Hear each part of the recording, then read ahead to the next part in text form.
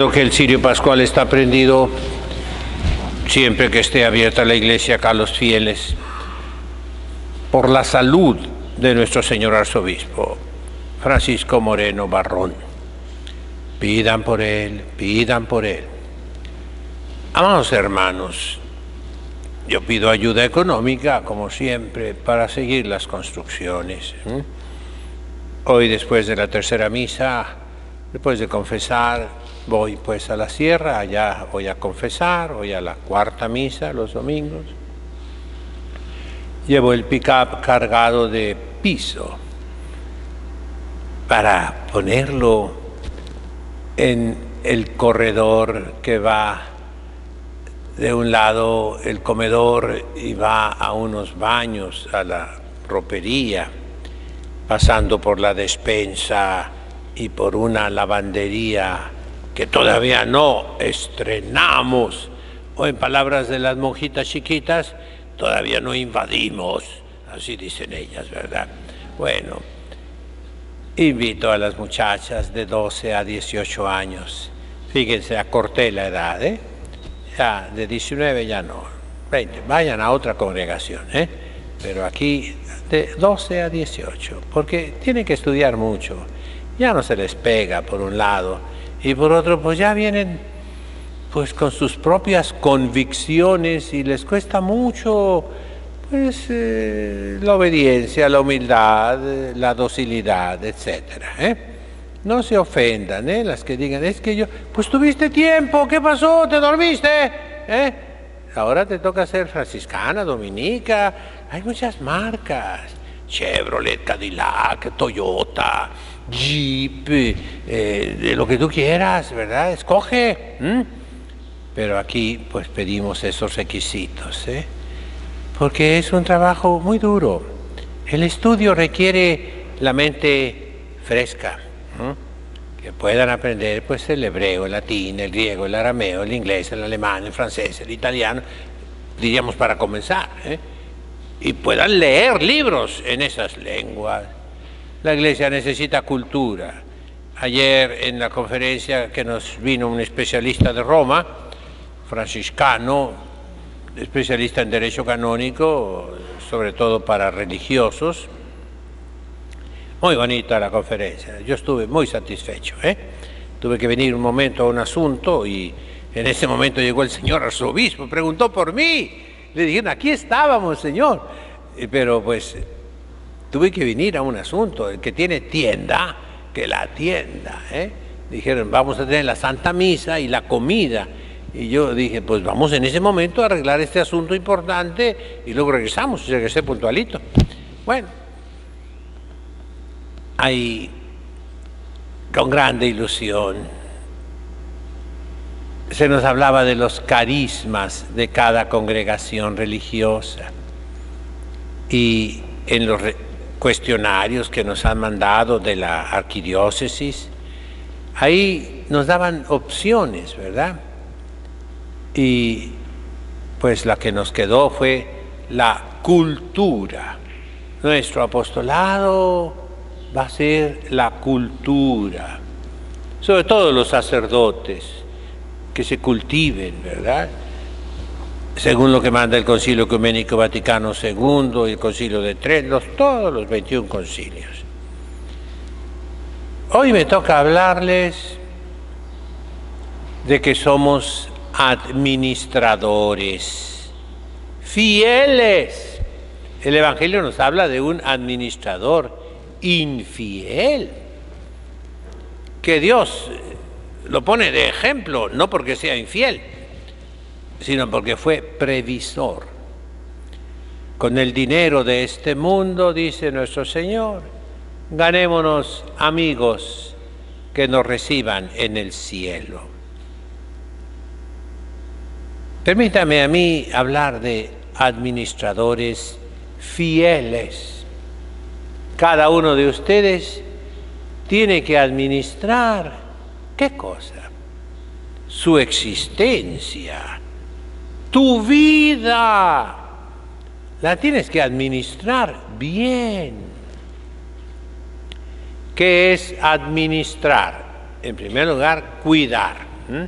Se dice, por ejemplo, el Papa Francisco, todos los papas tienen que administrar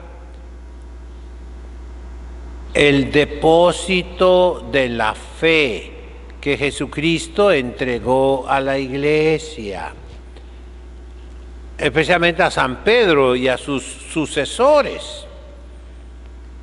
Y la primera obligación es cuidar ese depósito de la fe. Tú también recibiste de tus papás una cantidad de tradiciones cristianas, de verdades cristianas, de prácticas cristianas. Recibiste tú la fe de tu padre y de tu madre, de tu abuelo y tu bisabuelo, tatarabuelo. Cuida tu fe. ¿Qué puede decir un administrador que le dice el patrón?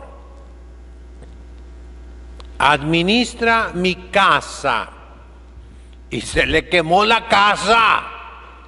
¿Qué le va a responder al patrón? Por ejemplo, que tú tienes una casa, eres rico, millonario, como todos los que están aquí, bendito Dios. Tienes una casa en Rosarito y es de madera, es muy bonita. Y pones a un señor que te la cuide. Tú vives en San Diego. Y vas y se quemó la casa. La primera obligación de un administrador es que no se queme, que no se pierda, que no se desbarate. Esa es la obligación de los papas y es la obligación tuya en tu familia, que no se pierda la fe cristiana, la fe católica. Cuídala. Qué triste ver en todo el mundo los católicos perdieron la fe. Acaba de salir la semana pasada, antepasada, las cifras de Italia, aterradoras, terribles. Hace un mes salieron las cifras de Alemania. Este año perdió 500.000 católicos. Dejaron de ser católicos alemanes. De Italia quedó un porcentaje pequeñísimo, 13% de los católicos italianos van a misa una vez al mes. Es todo. O sea, la fe se acabó. Y ahí tenemos la primera pregunta de Jesucristo nuestro Señor. Cuando yo regrese, ¿encontraré fe? Es una pregunta. ¿La respuesta cuál es? No, Señor, ya se acabó. Antes los pueblos eran cristianos, las naciones eran católicas. Ya no, ya no. América Latina era el continente católico. Ya no. Todo eso se acabó, mis hermanos. ¿No lo crees? Y no lo quieren creer, ¿eh? Conferencias episcopales, cardenales, arzobispos, obispos, sacerdotes, monjitas, fieles cristianos. Salgan a la calle, por favor. Miren a su alrededor, dice Jesucristo nuestro Señor. Miren los signos de los tiempos. Tus vecinos, pregunto a los que están aquí, ¿vienen a misa? No. ¿Los vecinos de la iglesia vienen a misa? No. Bueno, vamos a hacer la cosa más dura. ¿Tus hijos vienen a misa? No. Entonces, ¿para qué te haces tonto? Primera pregunta de Cristo, salimos reprobados. Como administradores no fuimos fieles. No cuidamos el depósito de la fe. Y también los pastores, a nivel de toda la iglesia. Por ahí comencemos, mis hermanos. Vamos a cuidar la fe. ¿Cómo se cuida la fe? Evitando los peligros de la fe. Todo aquello que venga en contra de lo que nos enseñaron, lo debemos rechazar. Venga de donde venga, un cardenal, arzobispo, obispo, sacerdote, monjita, otro cristiano, un ángel del cielo, querubín, serafín,